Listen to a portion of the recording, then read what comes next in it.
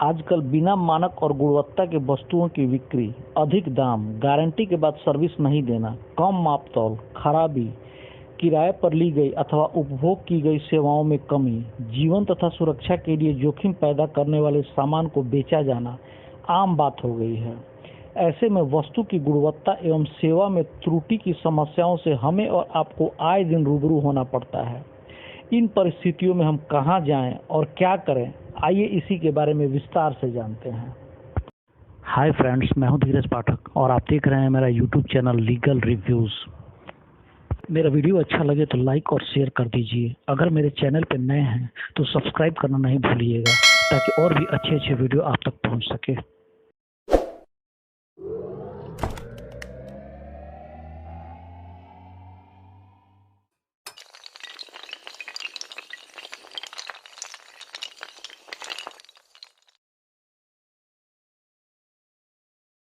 कोई व्यक्ति जो अपने उपयोग के लिए सामान अथवा सेवाएं खरीदता है वह उपभोक्ता है।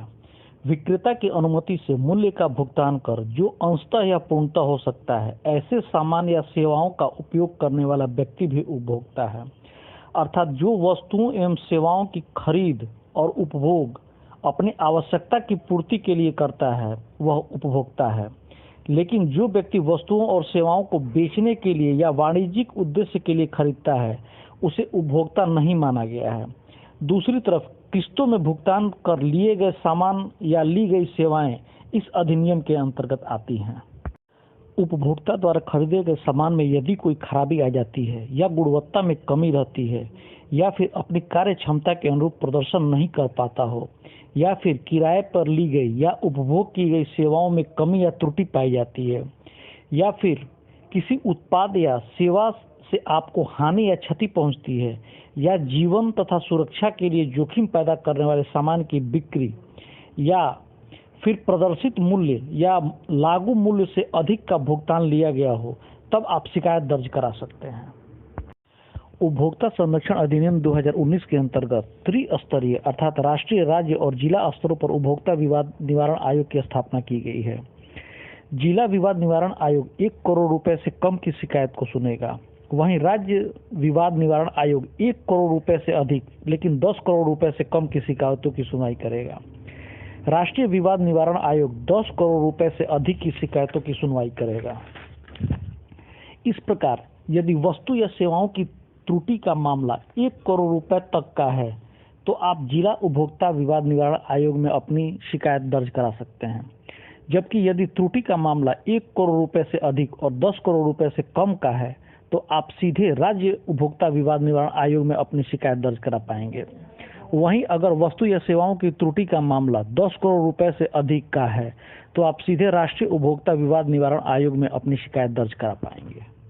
अगर वस्तु की गुणवत्ता या क्षमता के अनुरूप कार्य नहीं करने या फिर खराबी या सेवा में त्रुटि की शिकायत आती है तो उत्पाद या सेवा के उत्पादक यानी मैन्युफैक्चरर, सर्विस प्रोवाइडर यानी सेवा प्रदाता या विक्रेता की जिम्मेदारी है कि वह किसी खराब वस्तु या सेवा के कारण होने वाले नुकसान या क्षति के लिए उपभोक्ता को मुआवजा दे। इस प्रकार उत्पादक, सेवा प्रदाता और विक्रेता के विरुद्ध उपभोक्ता विवाद निवारण आयोग में अपनी शिकायत दर्ज कराई जा सकती है। किसी वस्तु के खरीदने या सेवा लेने के समय निम्न बातों पर ध्यान दिया जाना आवश्यक है, तभी आप इस उपभोक्ता संरक्षण अधिनियम का लाभ ले सकते हैं। किसी भी वस्तु के क्रय या सेवा के बदले हुए भुगतान की पक्की रसीद जरूर लें।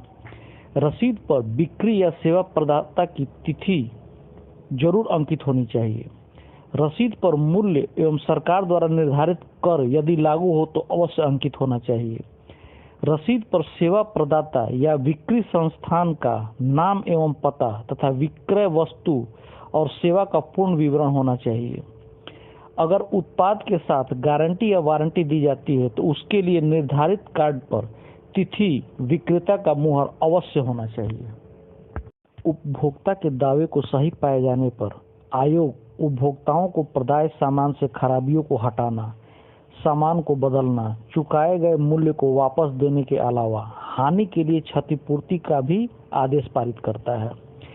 सेवाओं में त्रुटियां या कमियों को हटाने के साथ साथ उपभोक्ता को पर्याप्त क्षतिपूर्ति तथा न्यायालय का वाद व्यय करने का आदेश भी दिया जाता है। उपभोक्ता संरक्षण अधिनियम 2019 में सबसे बड़ा बदलाव हुआ है कि अब उपभोक्ता कहीं से भी शिकायत दर्ज करा सकता है।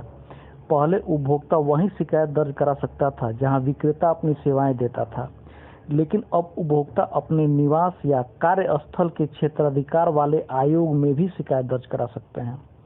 ई कॉमर्स की बढ़ती हुई खरीद को देखते हुए यह कदम उठाया गया है, क्योंकि विक्रेता किसी भी लोकेशन से अपनी सेवाएं दे सकते हैं। नए प्रावधान में आयोग मामलों को आपसी सहमति से निस्तारण के लिए मध्यस्थता आयोग को भी भेज सकता है। इसके अलावा कानून में उपभोक्ता को वीडियो कॉन्फ्रेंसिंग के जरिए भी सुनवाई में शामिल होने की इजाज़त है। इससे समय और पैसा दोनों की बचत होगी तथा त्वरित न्याय मिल सकेगा। अगले वीडियो में कुछ और रोचक और ज्ञानवर्धक बातें लेकर आऊँगा। आप मेरे चैनल से जुड़े रहिए और मेरा सपोर्ट करते रहिए।